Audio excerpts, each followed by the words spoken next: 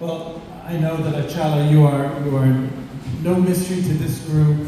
I do want to just highlight on one thing that you had mentioned this morning, which I heard echoed throughout the day, was a market, a farmer's market with multiple vendors, but the business model has evolved, and there's been flexibility in that business model, and the development of stores, like a market shop, is something that I've seen in a number of different settings, which I think does speak to, if the core mission is clear, there is flexibility on how to deliver that mission. And I just wanted to highlight that. Yes. Hi everyone. I know, after lunch it's a bit of sleepy, but I want to listen to a story from Sri Lanka. Since, as Richard said, we started very small, but we developed a great model of sustainability, not only just environmentally and then the people side, but economically also. We developed a model not just like a donor funding project, but we go on and on for ages as long as people need it. So let me just quickly tell you how we did that. So personally, to be in 2010-11, I'm a very young change maker in my country. So just after the economic degree and graduation, I joined with an organization called Lanka, one of the leading NGOs. And during the time, I got opportunity to travel across the country for different purposes of the programs. So then there I realized there are amazing things are happening across the country, especially in the farm communities, but nothing has just connected to the city, or people living in city, they don't know what's happening. And the other side, knowing about climate changes going to happen in the future. And then we realized the government is trying to push the chemical fertilizer subsidy. So how gonna be disaster in future that we have realized in 2011. And myself and my friends thought, no, definitely we have to do something. So, but I'm tired with getting donor funding and writing proposals, and I have seen how they are trying to get money and putting it into the communities because of the project targets, but there are a lot of resources left without sustainable models. So then we decided, no, we're going to do something. Definitely to getting farmers highlight, restoring connections, restoring our natural and healthy economical system, and in the same time preparing them for climate changes and do something with all of these purposes, but it's sustainable financial model.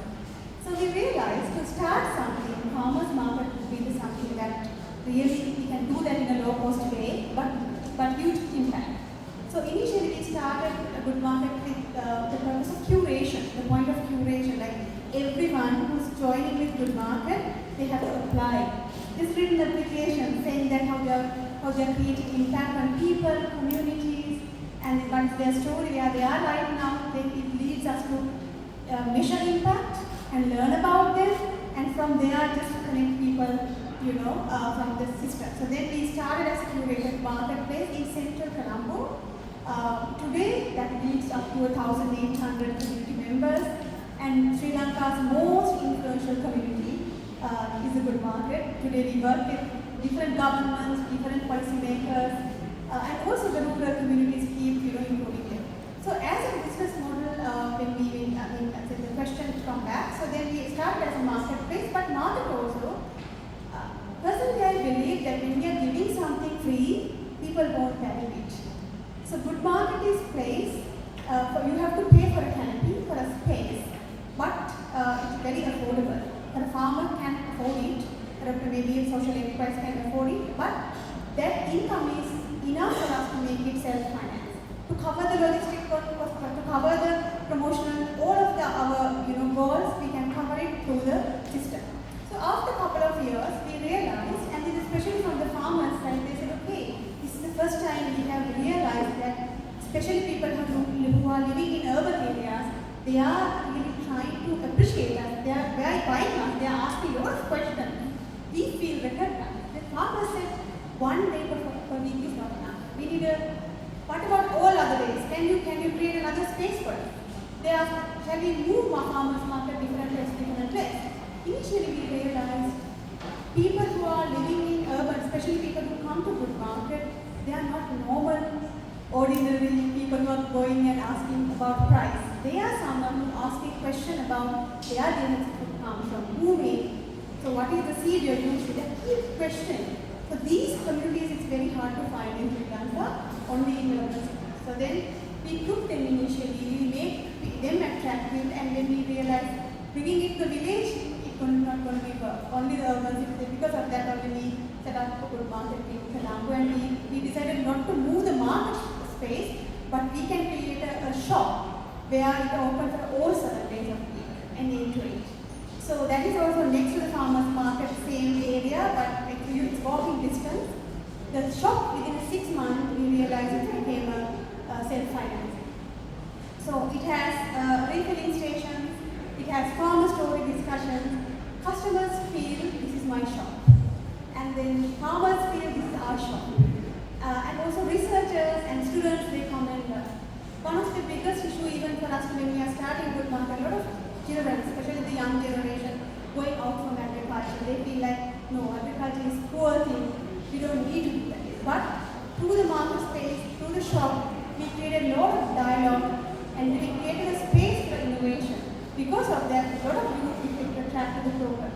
So a couple of years again after the shop, we realized innovation need to come, because if it is a shop, people need more interesting products, not only just vegetable. So we know farmers are very good with growing peanut, but they don't know how to make peanut butter. So we realized create a space where we can do prototypes, innovations, and with the communities how we can really work with them. We invited farmers to come, we invited food innovation, food scientists, and our youth people to come and give us some of the products. So likewise, we developed more than 1,100 products in market shop now. All are very innovative products. So then innovation leads in this collaboration. And then after a couple of years again, we face a challenge like some of the farmers without an organic certificate, they claim it as organic. So we feel no, we are wrong. So then we thought, okay, we're going to talk to some of the certificate operators, but then we realized certification is becoming something, like police going and checking things. But we thought, no, this is not our way of doing it. We have to develop a trust. We have to build the communities together, consumer, technical people, farmer. They should work together. This should be a certificate, but it should be a learning curve. That's why we introduced PGS system. And today, PGS is not only for organic. Our new project is about how we can introduce same PGS system to measure our carbon footprint.